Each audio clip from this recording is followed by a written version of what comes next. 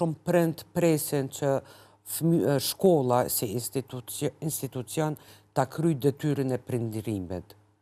Do të janë vlerat të cilat ipen në shtëpi, shkolla e ka për detyrë t'ja tregoj rrugën e drejtë. Nuk po them që edhe në shkolla ka mësimdhënës të papërgjegjshëm, fatkeqësisht ajo përditshmëria jonë po e tregon, mirë po do të krijohet sistemi që ata mësimdhënës mos t'ju lejohet të mahet mësim.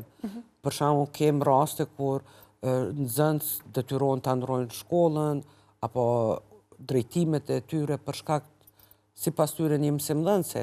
Atëherë secila shkollë, secili institucion e ka udhëhecin, ai do të kërkoj dialog mes atij nxënësit edhe mësuesit që të gjendet një gjuhë e përbashkët edhe barierat të tejkalohen.